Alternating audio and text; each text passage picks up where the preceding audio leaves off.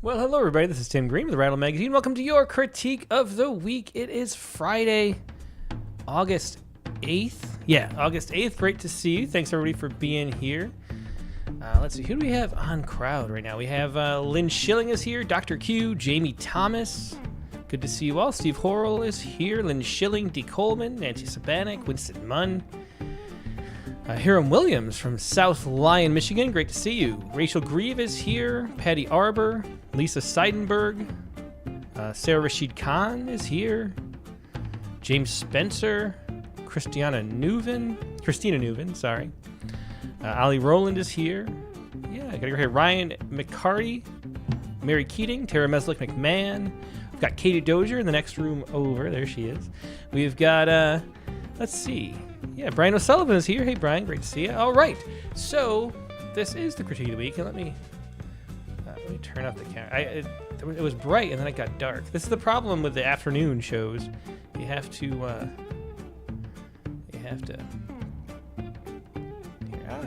yeah, whatever. You have to adjust according to the light.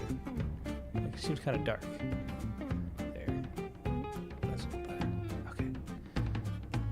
Cloud passed. Anyway, it's Critique of the Week like always. It's a happy Friday. I always love to do this. This is when we go through and look at poems, try to give that great workshop experience that's so valuable, really the main part of the MFA program that's so valuable outside of the networking.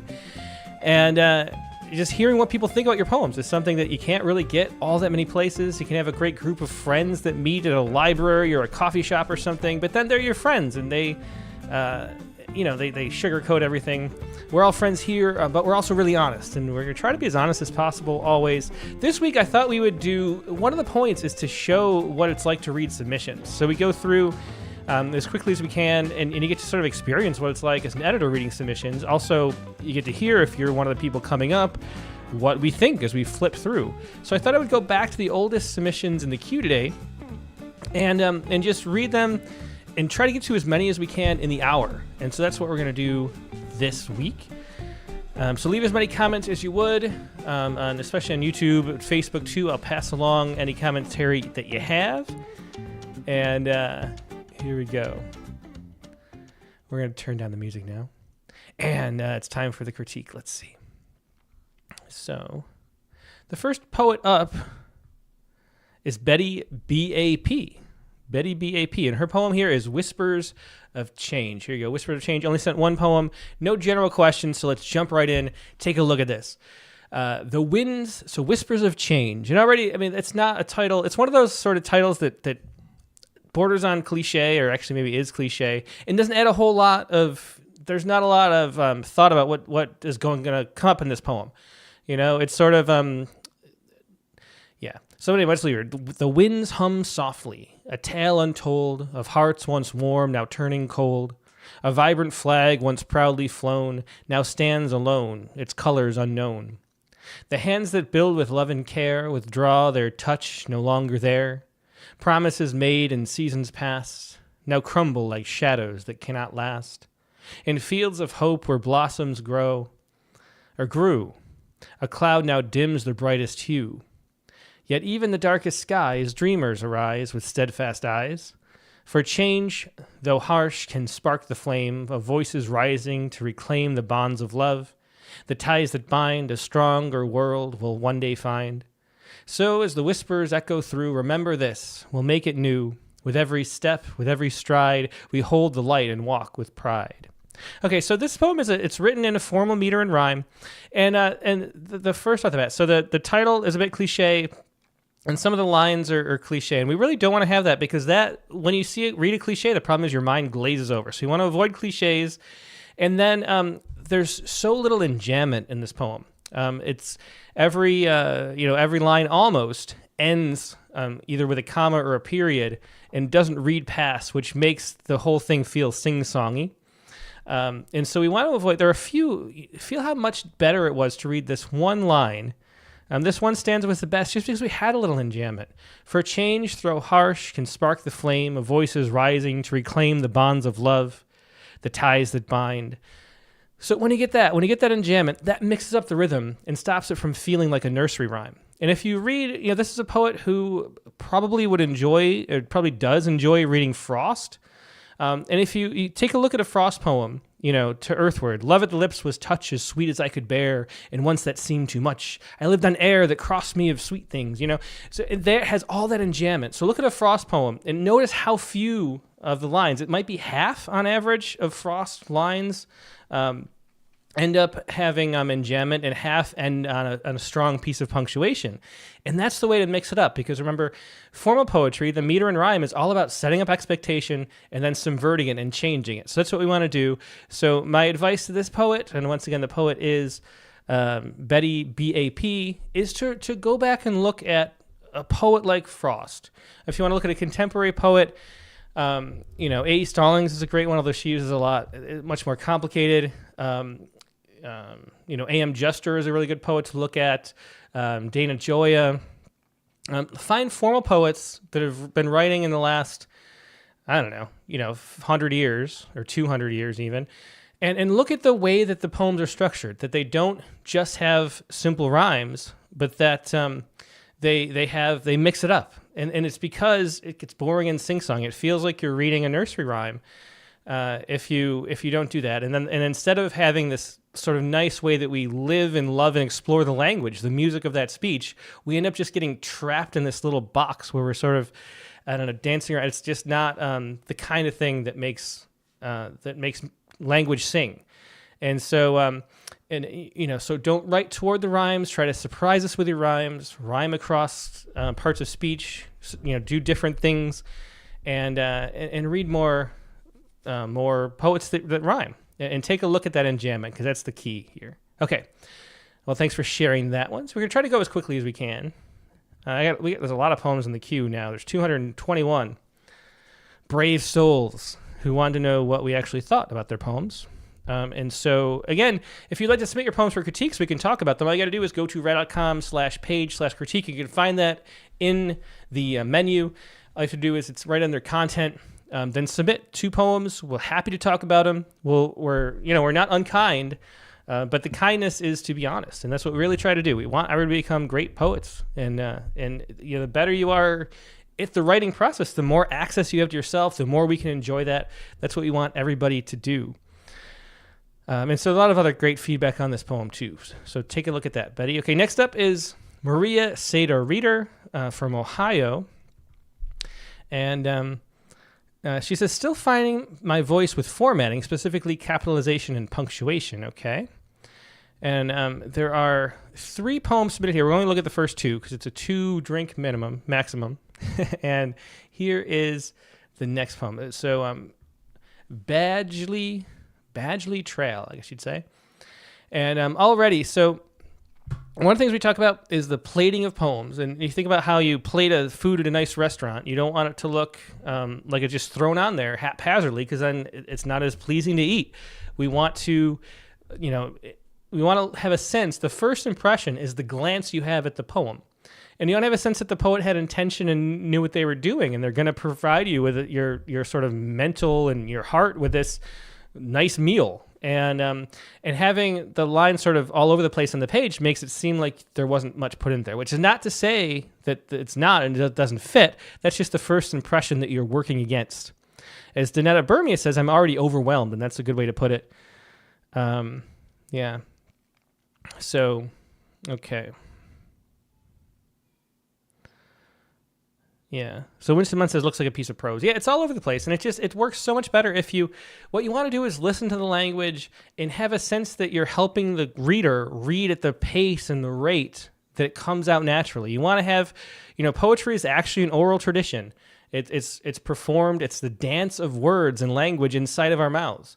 And you want to feel how it would feel to read and perform that poem, and then translate as much as you can onto the page. And with a metered and rhymed poem like we saw last time, it's sort of obvious where to put the breaks because you have to keep up with the meter.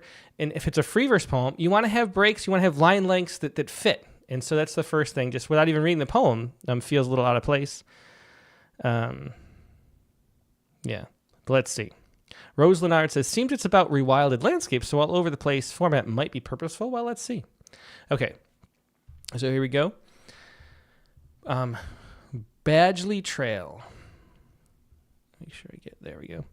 A blue jay's pew pierces through the trees as I enter the trailhead, announcing my arrival to the rewilded world.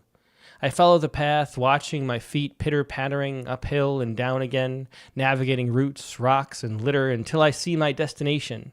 A lonely stump, neither wide nor thin, nondescript but for the accumulation of gifts and trinkets left there, like a corvid's treasury trove of one-eyed Willie.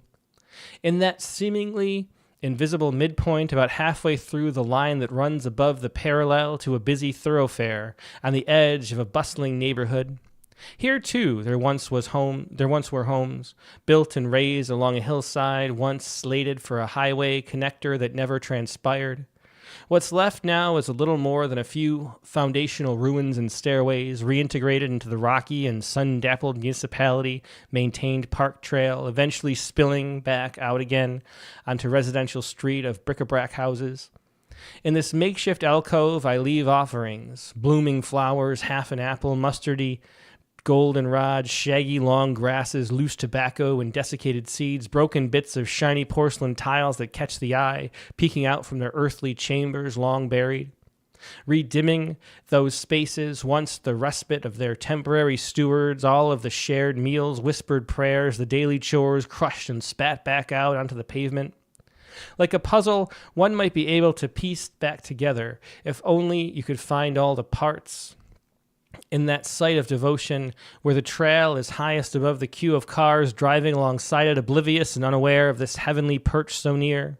Up here there is room to listen. Beyond birdsong, the sound of machines shuffling down the road below could be mistaken for the rush of water as it scurries upon the shore, only to hurry back out again and go along with its business. So there's very nice... there's a nice sense of rhythm and language. Actually, the music of speech is here. It's thrown on the page in a way. And I don't think so. Who is it? It was Rose Leonard said that maybe that's part of it. And I think that's something. It's easy, or it's too easy to say, well, that's okay to do, because it fits the context of the poem. It's still a distraction, even if it does, and it doesn't gain. You don't gain enough out of it in almost all cases. So when people have these poems that are sort of scattered all over in a way that makes no sense, really, it's kind of like one of Katie's pet peeves is when they say, I'm in a confusing mental state, so I made the poem confusing. That's not what we're doing here. We're trying to convey and share our thoughts and experiences as best and as most memorably and as strongly as we can. And so if you have, poems that are scattered over the page in a way that makes it difficult to read, even if it's intentional, it's not a good intention. It's not something that actually works. And so just don't do it. We want to have, we couldn't publish this in a magazine or a website in a way that even held these lines because they're so long. So find some just relative consistency to the lines. And find the places where, because there is a really nice rhythm, there's a nice sense of voice. It's free verse, but it has the rhythm of speech. It has that sort of energy. And it was not hard to read on that level at all. It just sort of looks like a mess. So find the places where there's sort of natural pauses, where you want to, draw more attention to certain lines and words, and that'll help a lot. Now, the main comment from everybody is too much description. And yeah, we are sort of overwhelmed by that. And so this is kind of, it feels like a maximalist type writing style where you get it all on the page and then take what you have, all those words, and craft them back into something more cohesive, pulling out the things that don't work or get redundant or over-describe, and keeping the stuff that's really the heart of the poem. Let's take a closer look. Badgley Trail. And so we have the title is the place setting, so that helps. It's a helpful title, and it's something unique, so it puts it there. It's a literally a proper noun. So that's a functional title. I think it works. A Blue Jay's Pew. And the pew is a sort of, somebody said, Dr. Q said, what is a Blue Jay's pew? And that's hard for me to hear a Blue Jays call as a pew. We had Stellar Jays and Western Blue Jays in the mountains in California where I'm most used to. Maybe eastern blue jays have more of a pew sound, but it doesn't fit right with my sense of what a blue jay sounds like. So maybe it's a word choice there, even though it's onomatopoeia. So I'd change that a little bit. And then there was too much description just generally. Anyway, a blue jay's pew pierces through the trees as I enter the trailhead, announcing my arrival to the rewilded world. And so this announcing my arrival to the rewilded world, that's kind of a mouthful. And I think that was the least musical sentence of the whole poem. The rest of it was pretty nice to read. But that with all the rewilded world, it's almost a tongue twister, announcing my arrival. So, and too wordy too. You could just say a blue jay's call pierces through the trees as I enter the rewilded world. I follow the path, watching the feet pitter-pattering uphill and down again, navigating roots, rocks, and litter until I see my destination. So that litter, so for line breaks, I think, here would be a good one just to break that and make it sense. There's a sense of line break. You can hear where there are line breaks, they're chosen with some intention. And so... yeah. Jamie Tyler says, oh, man, Rewilded World was my kind of favorite. I have a lot to learn. No, it's not the Rewilded World itself. It's the announcing my arrival to the Rewilded World. That's a lot. If you notice, when I reread it, I kept that line. I still said Rewilded World, but I got rid of the R's and the A's that were just alliteration was jamming that up and not a lot going on. Yeah. Yeah, Danette Burmia says, just say a blue jay. No need to say what the jay says. Yeah, a blue jay pierces through the trees as I enter the trail. Yeah, those kind of things are what we want from this poem, because we have a lot of really nice descriptions and a lot of great lines. There's just sort of too much. And so if you can cut off the pew pierces, or the pew, you can cut off the announcing my arrival, then, those kind of things are the things to cut to condense the poem. Like find the things that are really working and really interesting and find the things that don't. Yeah. Let's see.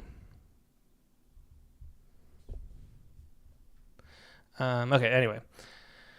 A lonely stump, neither wide nor thin, nondescript, but for the accumulation of gifts and trinkets left there, like a corvid's treasure trove for One-Eyed Willie. I'm not sure the reference of One-Eyed Willie. In that seemingly invisible midpoint, about halfway through the line that runs above and parallel to a busy thoroughfare on the edge of a bustling neighborhood. So we have, the poet mentioned not really understanding about how to punctuate the poem too. And my advice almost universally is just punctuate it like sentences. Just follow grammar rules because they're there to make it easier to read.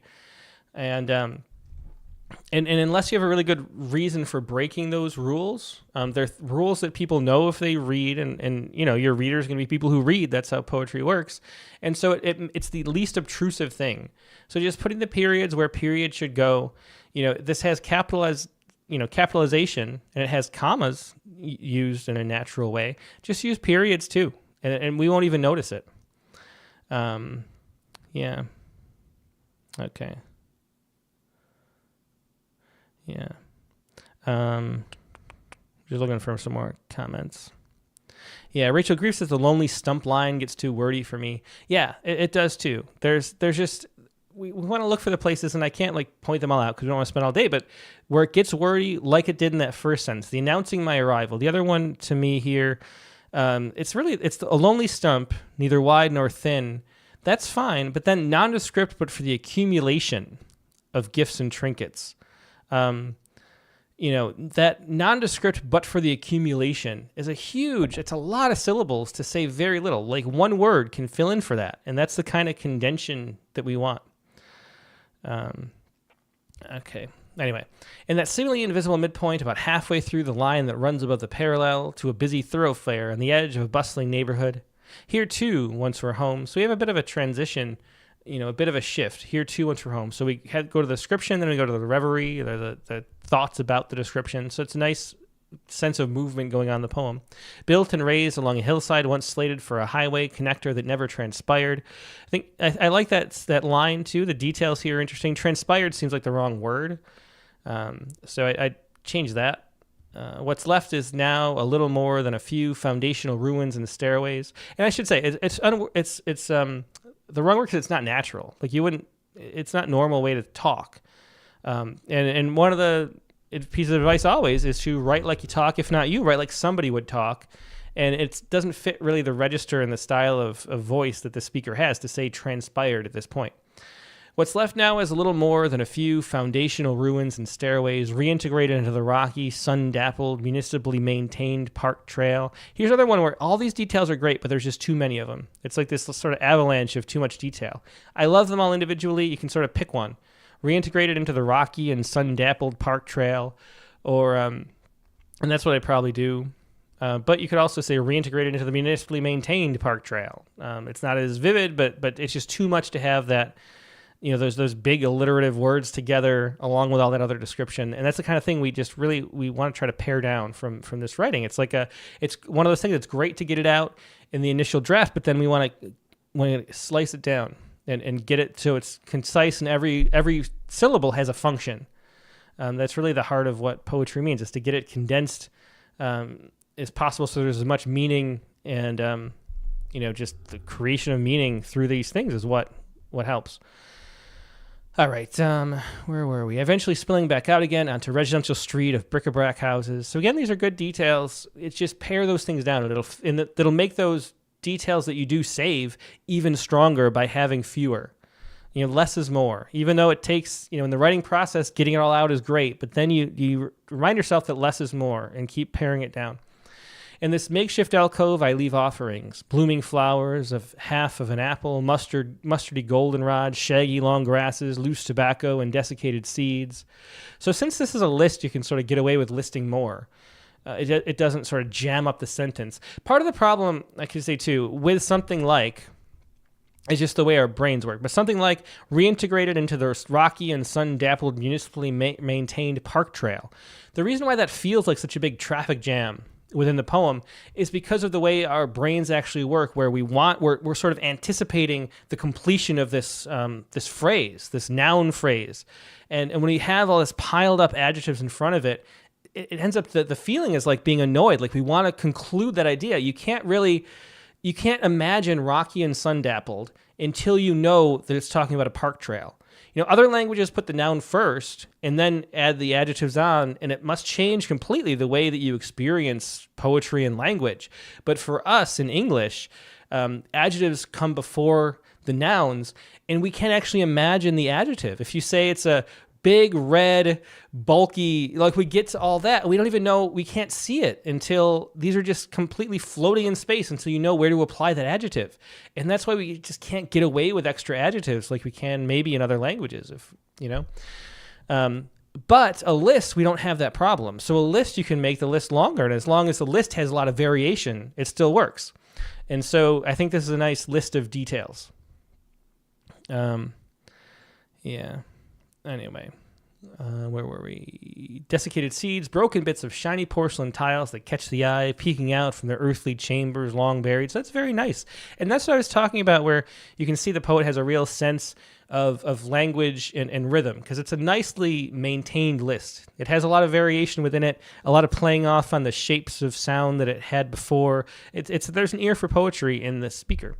Redreaming those spaces, once the respite of their temporary stewards, all of the shared meals, whispered prayers, and daily chores crushed and spat back out on the pavement.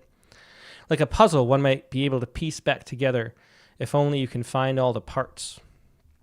And that site of devotion where the trail is highest above. So this is the point in the poem where I've enjoyed all the description. I feel like we're set in the place, and I'm sort of waiting for the reason for the poem existing. And I'm starting to get internally a little frustrated that I'm not sure like why I'm being told all this at this point. And so that's when, we had a bit of a turn when we were talking about up above the here too there once were homes. But then we start to sort of, that's a hint that we're going to go somewhere, but I'm at the point where I'm like, come on, let's go somewhere. Like a puzzle one may be able to piece back together, if only you can find all the parts. In that site of devotion where the trail is highest above the queue of cars driving alongside it, oblivious and unaware of this heavenly perch so near. Up here there is room to listen, Beyond birdsong, the sound of machines shuffling down the road below could be mistaken for the rush of water as it scurries upon the shore, only to hurry back out again and go along with its business. And so we get a kind of, up here there is room to listen. And that should be, that is the heart of the poem, really. Like, that's the point that it's trying to get to. And I think, Dr. He says maybe go through and strike out every other word and edit from there. That's interesting. Sarah Rasheen Khan says, I don't know why, but I didn't enjoy the imagery, which means something else is wrong. And I think it's because the imagery doesn't go far enough. And so up here, there is room to listen. And listen for, So Mary King says this poem is about hidden treasures we can enjoy if we slow down and look. And that's what the poem is saying, but the problem, I think the reason why, despite nice descriptions, it's unsatisfying, is that there's not enough. It's something that you can set out and say, I'm going to write a poem about there being room to listen in the forest, and I'm going to describe it, and that's what I'm going to do. We have to push beyond that into, like, why do we want, what do we, as, Kimberly Gibson Tran says, yes, we need some plot, some human plot. Like, why do I need to go up here to listen? What am I listening to? We sort of have the surface impulse to write the poem, and yet we don't push beyond that. Why is there that impulse? And I think the poem ends in a way that could be easily paraphrased at the beginning. And so, the question always is, like, why did this poem have to be told? Philip Stern says maybe tell how the area was ruined. Mary Keating says maybe the poet can stumble upon the space and use it as a metaphor. I think the thing, and I think it's what Kimberly Gibson Tran suggests, is we need some human plot. Why did you go up specifically? The speaker of this poem, what did you have to get away from? And that can be the turn. And, we haven't brought up in a while the old hammock lying on McDuffie's farm, but that wonderful poem that ends, I have wasted my life. There's that realization that either I've wasted it in the hammock or I've wasted it by not spending as much time in the hammock. But either way, what I've been doing is not right. We have a glimmer of that up here. There's room to listen, but, like, for what and for why? Why do I need room to listen? And that's the human thing that doesn't come in and connect with us to make us feel like all the description was worthwhile. So I think the poem is not quite finished as full of detail as it is. Keep going, go somewhere else. Find the poem is here. Go somewhere else. Go back in memory. Move forward in imagination. Something. As Jamie Thomas says, it's a good piece of writing I got here, right past the ending and see where it goes. The ending here doesn't feel like it's a journey that we were surprised by, and it's important. Okay, let's move on and take a look at the other poem. Well, let's see what Dry Montito says. Jared's always got great comments. There is a conflict between the wild and human worlds and what it means for a human mind to pay attention to the wild. I think maybe making the conflict more explicit is what people are asking for. I mean, that's it. But because what we want to do with a poem is to have other people connect and get experience out of it. We want to have that, a poem is an empathy machine, and you have to have empathy for something. There has to be something to be empathetic to, and having just a little bit more of the story of the actual speaker is the way of some kind of human concern, some kind of specificity in that regard, is what helps us to connect with it, so that the images aren't just like one of those, if you write about something, and there is this, this used to be more wild. And it's rewilded after the freeway. They cleared it for the freeway, but then it came back. And that's an interesting thing to think about. But it's so much more interesting if it's a metaphor for you being rewilded, I guess. And the poem hints at that. Like, why do you the person who's walking through this forest want to go back into nature. And that's the thing that really would sort of grip us on an emotional level, and it's just not really played out, you know? So that's the way to go. Just keep going with that and turn in on what the speaker is actually thinking about. And you can do that by having a memory, by moving in time, thinking about someone else, introducing a new character, you know, those kind of things. Okay, let's take a look at the next poem. This is when the old mythologies no longer apply and we have to create new ones. So here we go. When the old mythologies no longer apply and we have to create new ones. Again, the poet is Maria Seda Reader from Ohio. In the name of the Mother and the Daughter and the Holy Spirit, amen. Why so violent? Why so sad? If I cradle you in my bosom, will you not weep? If I cleave open my heart for you, naked in the light of truth, will you not play judge, pointing your fingers at me for the implicit sins of this miraculous vessel? Mirrored I am in her image, common as a shepherdess, humble as a whore, holy as the newborn suckling at my breast. Do not ask the cost. When you are unable to shoulder the burden, to give to the light requires more than just the purity of heart and sanctity of mind. These rivers and waterways may wash it all away. The structures of this timeline are crumbling. All are in need of perpetual, repetitive care. You, me, them, we, and I cannot mother us all. And so that, yeah, so again, you can really feel the sense of music and rhythm that the poet has. And so I think that really works.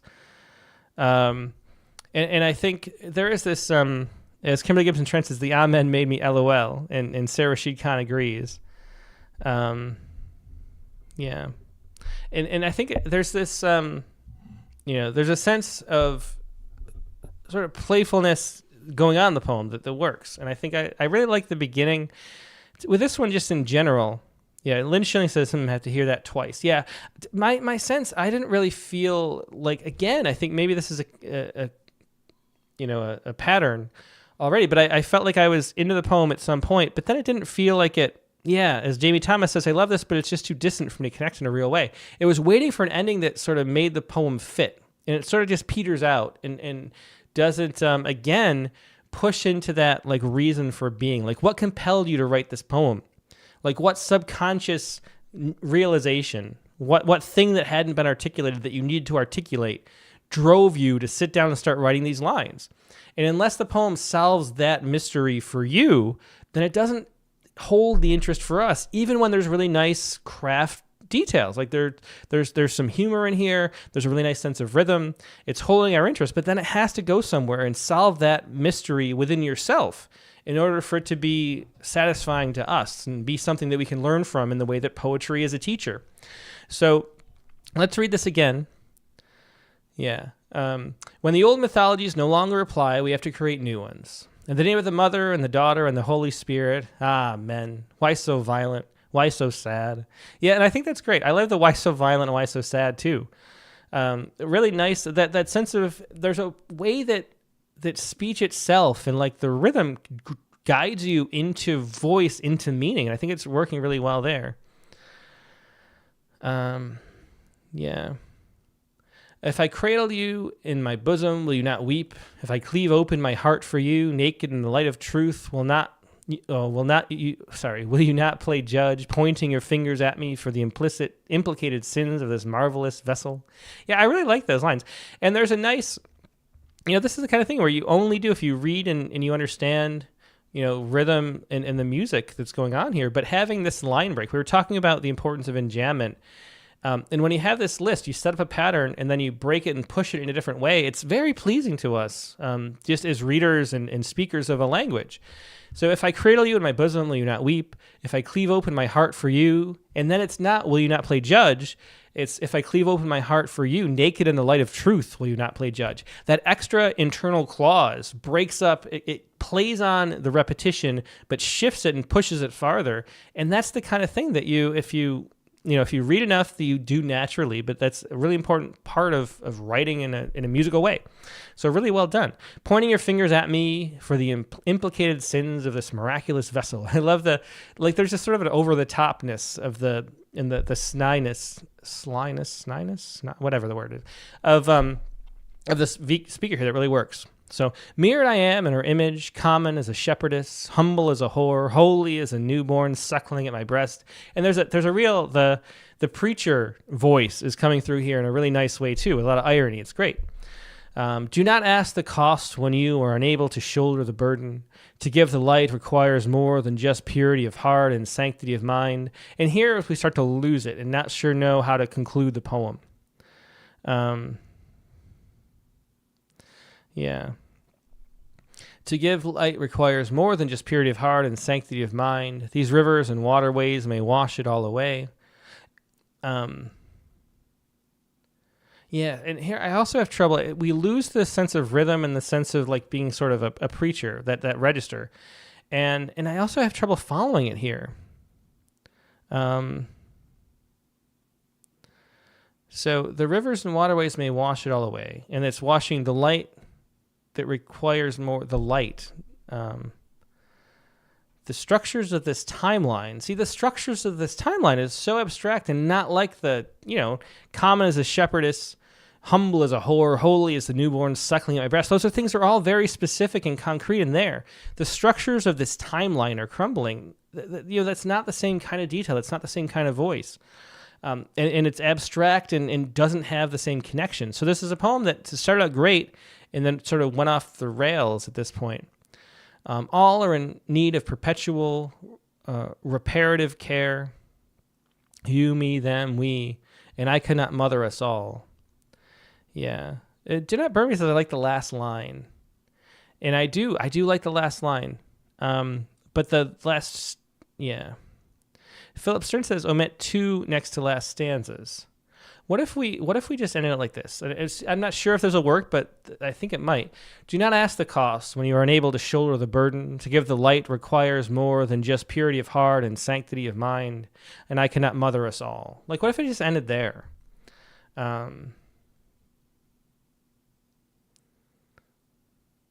Yeah, some of that, yeah. Mary King says the poem falls apart at do not ask the cost. Yeah, to me, I do like... And I cannot mother us all. I think that's a nice ending. But somehow we have to get from... See, mirrored I am in her image, common as a shepherdess, humble as a whore, holy as the newborn suckling in my breast.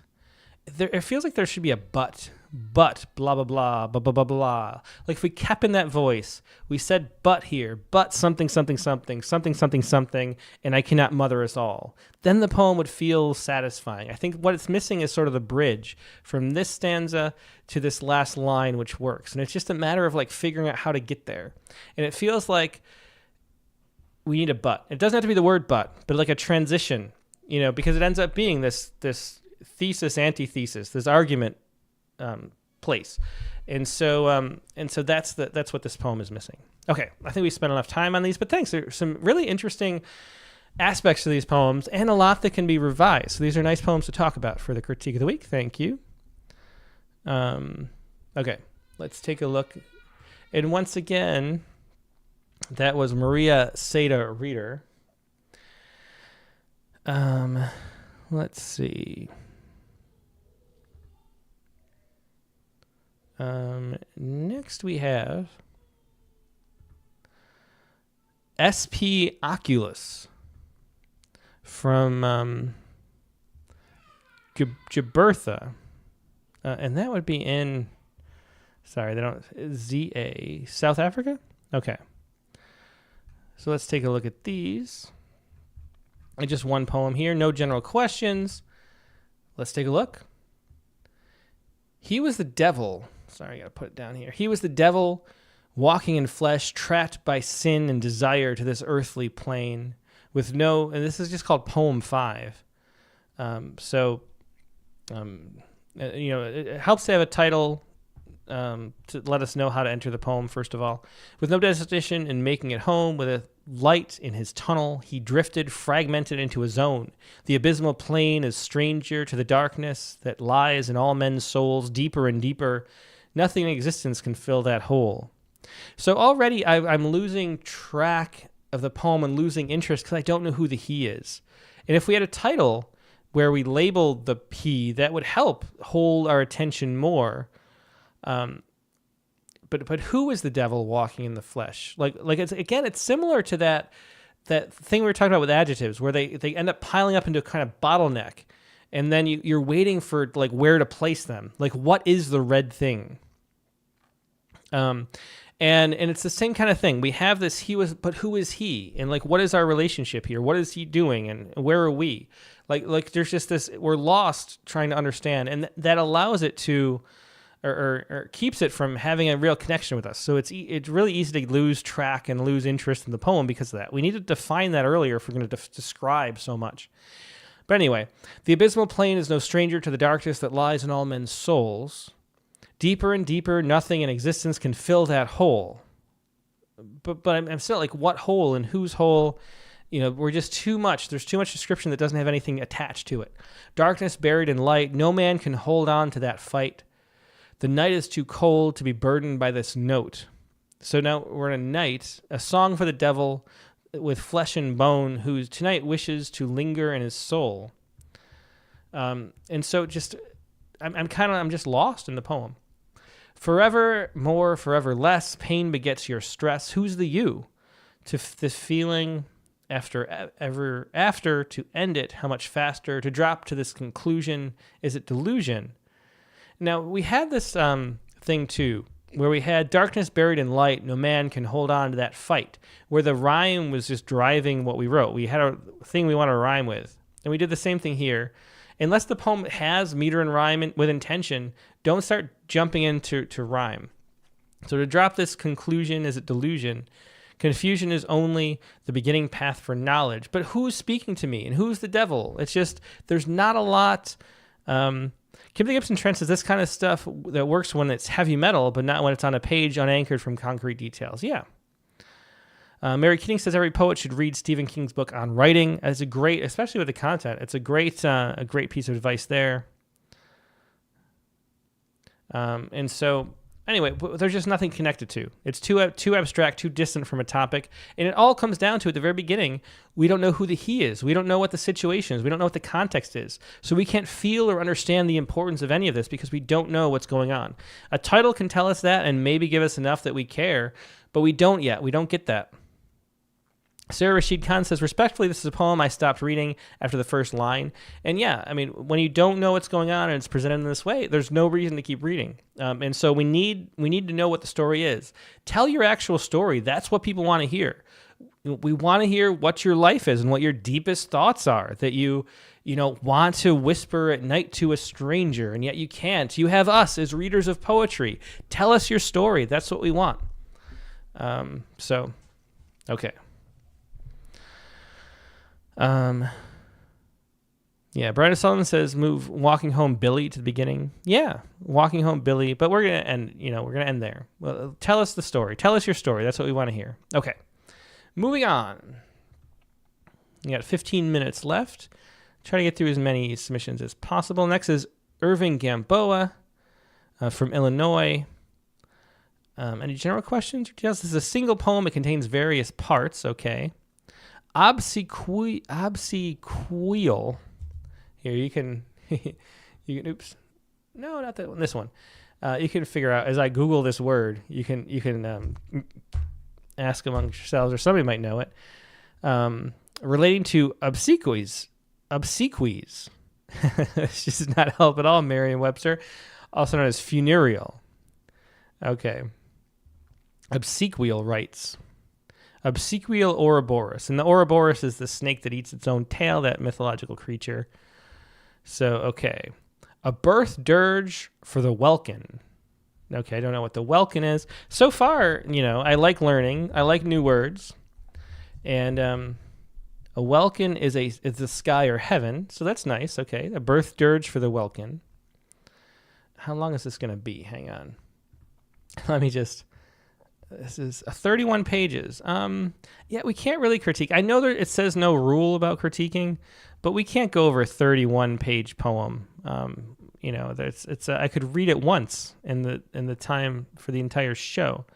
But let's read a little bit just to see if we have any suggestions off the bat. Okay. So after the title, here's Genesis, prologue, cradle. We got a lot of titles before we get to the actual poem. Okay. Genesis, prologue, cradle.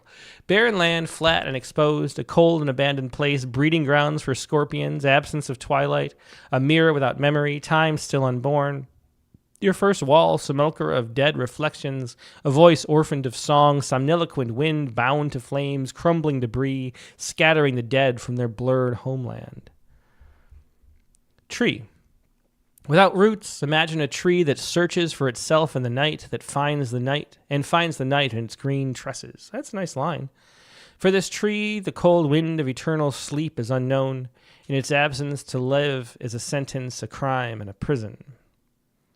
In its absence. For this tree, the cold wind of eternal sleep is unknown. In the absence of the cold wind of eternal sleep.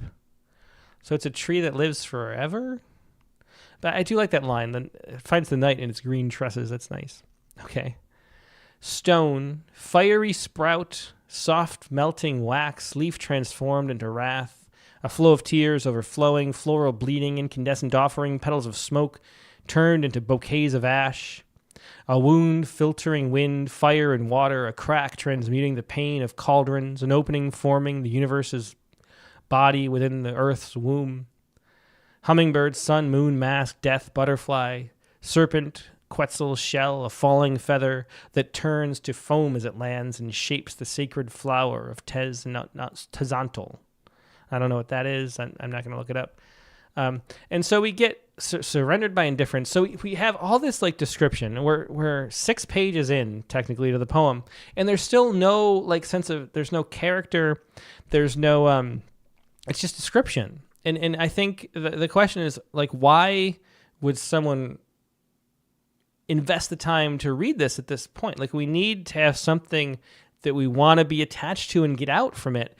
And not having any sense of story or character or the significance of it this far in, where we just have description and sort of big proclamations about the importance of it, but we don't have anything really concrete to connect with. You know, if we look, we have 2 30-page poems in Rattle. One of them is Donald Mace Williams Wolfe. And let's just take a peek at this one, and we'll see how he starts. This is 31-page poem from Rattle, I think. And he starts out with a Beowulf quote. This is a modernization of Beowulf from issue number 30. Here we go. This is how it starts, though. Fat Herefords grazed on rich brown grass. Tom Rogers watched 3 winters pass. Then all his ranch paid off, designed a bunkhouse, biggest of its kind, in that wide stretch of Caprock lands to house the army of top hands that rising markets and good rain forced and allowed him to maintain. At night, sometimes a cowboy sang briefly to a guitar's soft twang while others talked, wrote letters home, or stared into brown bottle foam. So here we have the fat Herefords grazing on the rich brown grass. We have this setting. Then we have Tom Rogers, and he's watching 3 winters pass. Like, already 2 lines, we get all this detail. And then we're started to be interested in the story. Yeah. And so that's, you know, Jamie Thomas says the confidence it would take to produce a 30-page poem. Wow.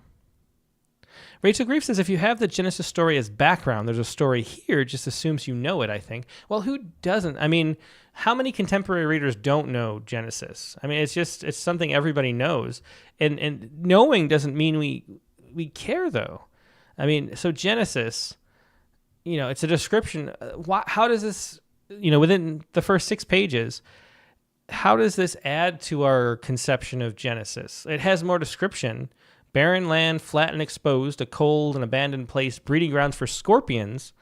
But then how are there already scorpions, first of all? Absence of twilight, a mirror without memory, time still unborn, your first whale, sepulchre of dead reflections. Yeah. So anyway, like getting something in something, we have to have, there has to be a hook, songs have to have a hook, something to make you want to keep listening, and poems have to have a hook to make you want to keep reading. And the problem with this is that it doesn't have a hook that makes me want to keep reading for this long. And so find a way to make us interested in it, and maybe we'll want to keep going. Wayne the Poet says it's an update to the original. We'll skim. Let's see.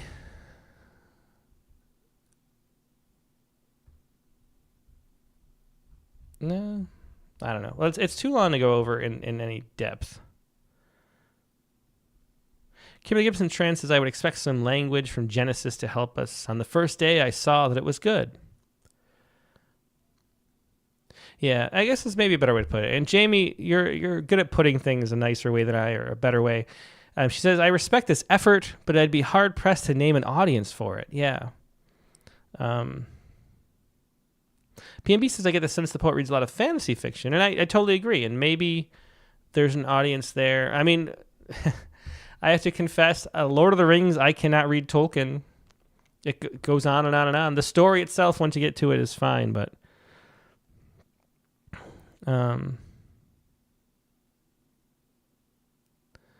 yeah. Anyway, well, let's move on to another poem. It's just too long for Critique of the Week 2. But that's just my thoughts, having looked at it. Let's take a look at the next one. We got some... this is Rahendra Prasad Gupta from India. Oh, and the poem is it's Echoes of Rain, which is a bit sort of poety cliche, but there's no poem included, so we can't do that, unfortunately. I'm sorry. The poem, I guess, didn't get pasted in. Let's take a look at the next one up. This is Linda Frrith from Kentucky. And 2 poems here. Looks pretty short. Do these poems work? Well, that's what we kind of try to talk about, so let's see. They're 2 relatively short poems. It looks like a Poem a Day challenge, because the second one was called, actually the first one. Poem a Day number 16. Here we go. Poem a Day number 16. Still the earth is on its axis, even though packed in earth is the grand son I couldn't keep, the one I cuddled to my heart the moment he arrived. How shocked I was to see his coal-black eyes peer through me as if he'd known me some centuries ago. Even though he'd only just arrived on planet Earth, he knew secrets. It was always like that with Jordan, whether he was playing with his aunt and uncles, young enough to put together Legos or push little matchbox cars from room to room, but old enough to care for him and let him win. We sort of put him on his own little pedestal. No wonder he couldn't survive the expectations, though he tried, oh, how he tried. His mother sits alone in one room now, the travesty of losing her firstborn, hitting her fresh every morning. Well, that's really heartbreaking. Yeah, Kimberly Gibson Trent says, love the character creation here. And yeah, I mean, how much more knowing just any sense of the personal story and it doesn't even have to be your own story. It can be just the speaker story you're making up, but having a sense of having a character in an actual story just makes us much more interested. We're naturally inclined to care about other people and their stories. That's what human beings really do. Yeah. Nancy Sabanik says, the grandson I couldn't keep tugs the heart. Yeah.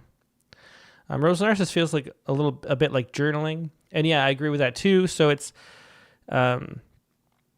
yeah. Kimberly Gibson Tran says he knew secrets. Immediately I wanted to know secrets. Yeah, and that's the kind of thing we talk about with hooks too. Yeah. And so this poem, and you can see it's Poem a Day, number 16. It feels like the start of a poem, the idea of a poem. Anusia A says really moving. Let's read it again and talk more about it. Still the earth is on its axis, even though packed in earth is the grand son I couldn't keep. The one I cuddled to my heart.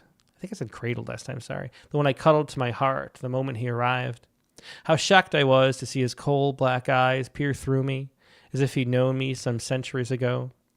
Usually I think peer through me as a phrase means that they don't notice you. So I think that's a little off, right?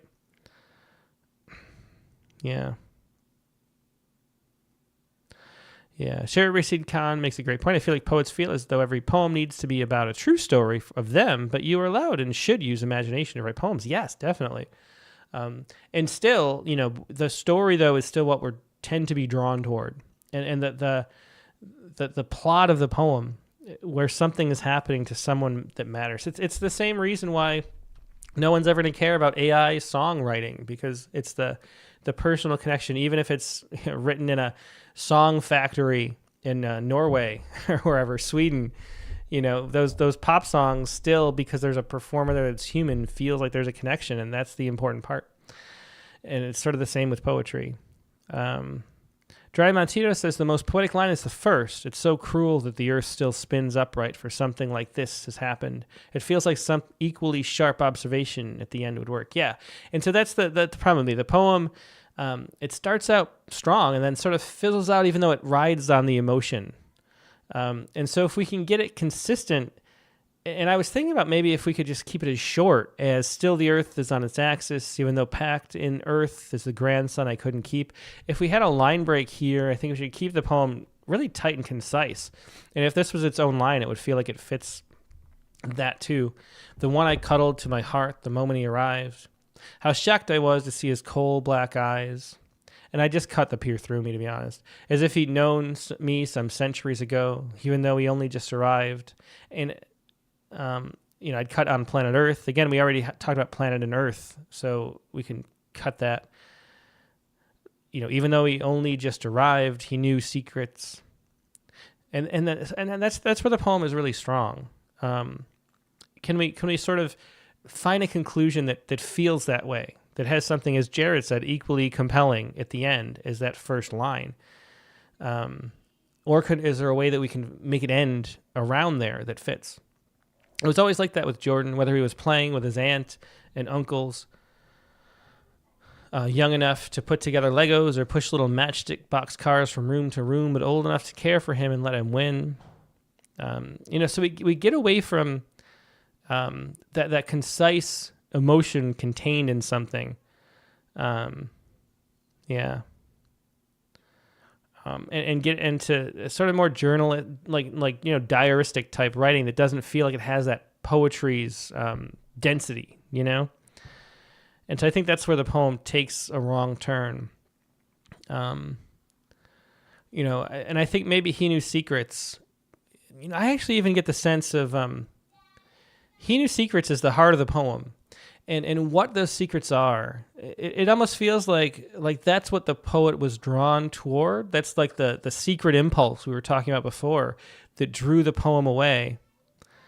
And I think diving in, it's almost like we're afraid of the secrets, and so turned away from that into the sort of the mundane.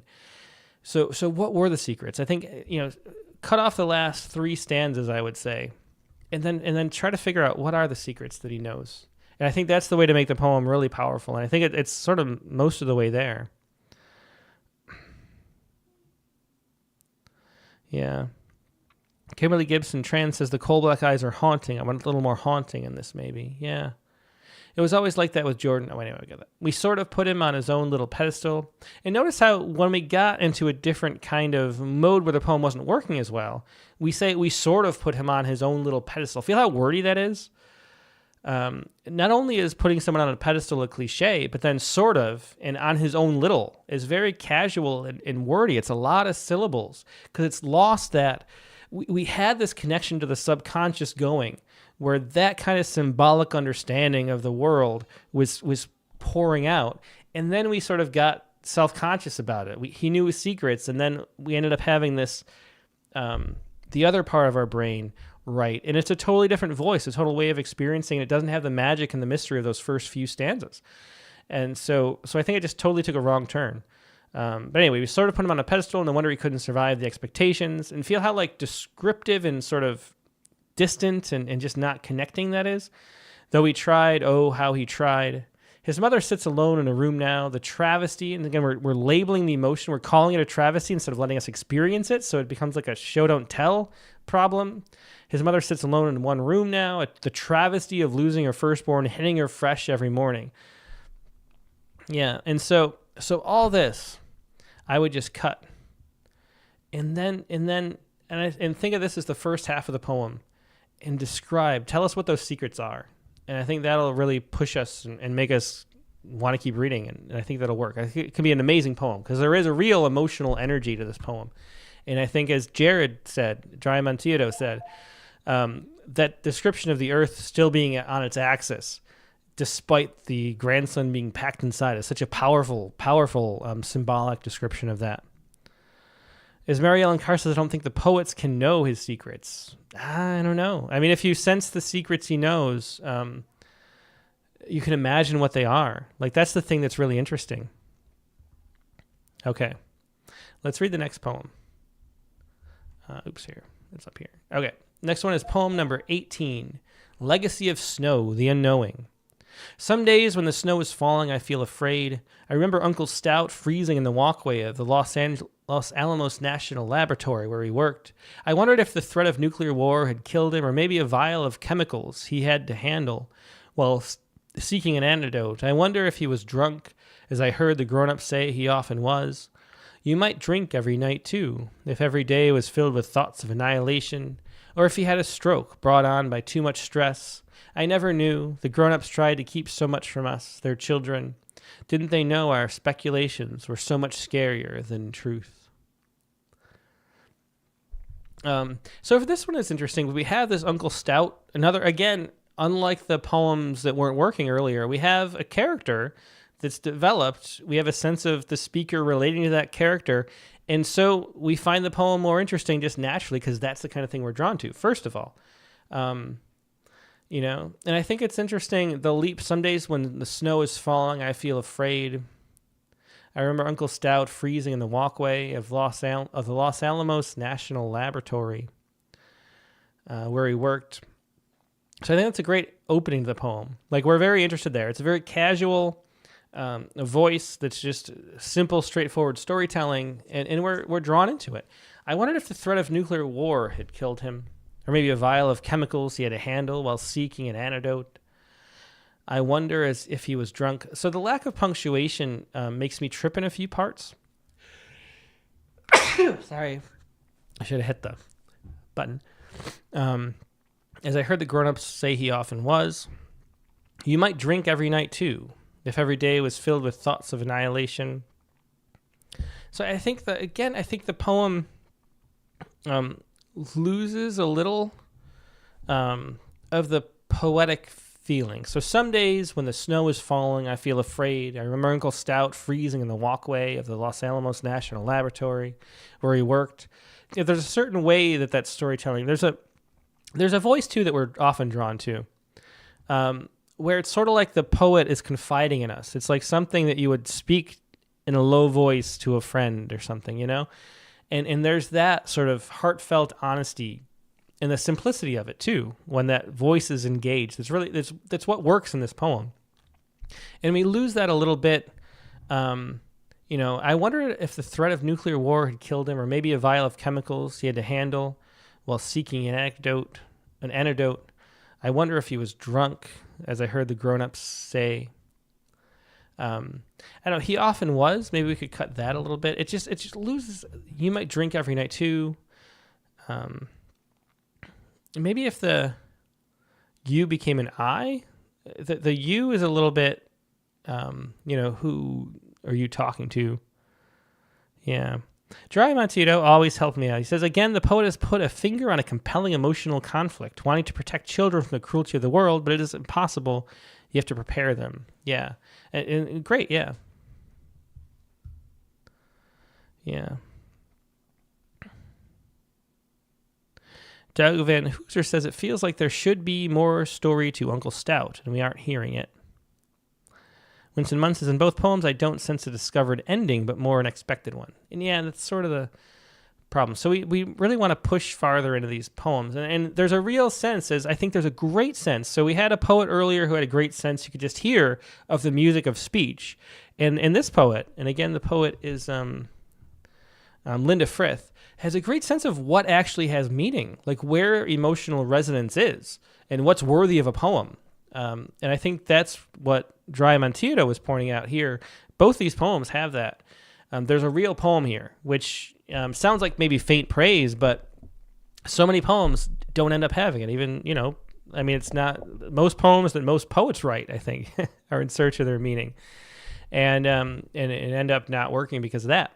So it's so it's a great thing to have a sense of what actually has a poem inside of it.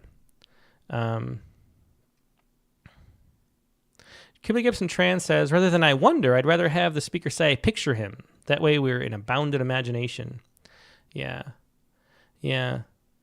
Well, seeking an antidote, I picture him drunk, because I heard the grown-ups say, I might drink every night too, if every day was filled with thoughts of annihilation. Or if he had a stroke brought on by too much stress. Yeah, I like the descriptions of what the imagine might be.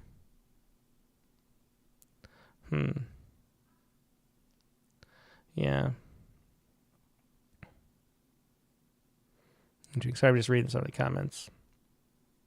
Yeah, Kimberly Gibson Trent has good elements in this poem. I want the poet to push further into the story. I want to hear more of it too, yeah. If every day was filled with thoughts of annihilation, or if he had a stroke brought on by too much stress, I never knew the grown-ups tried to keep so much from us, their children.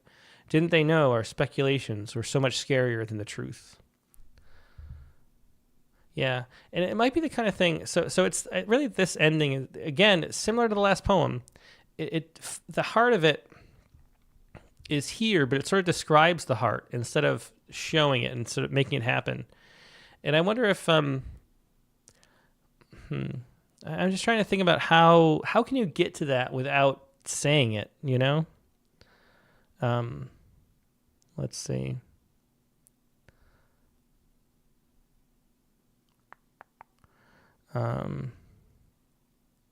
Rachel Grieve says maybe the imagine can go into more kid-like, unrealistic place. Yeah, I think that's a good idea. Ali Rowan says, I'd like to know if the sympathy for the drinking comes from the poet as a child, reflecting now as a grown-up poem. Yeah, could there be like a looking back? Could there be a turn to another story where the grown-ups told you something that you sort of felt like wasn't probably true, and then now as an adult you didn't? Is there another story we can turn to? There's like a great sort of launch pad for a poem here, but again, it's one of those poems that takes off and then sort of lands really quickly right where it started instead of pushing farther. So think about where else you can go in poems. Like what other memory does this call up? And maybe that's the way to do it.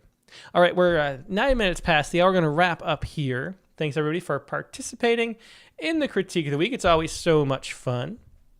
And I should say, if you haven't clicked the like button yet, you're still watching, please do. There's more likes than people, or more people watching than likes always, and it's really helpful to have more people watch it.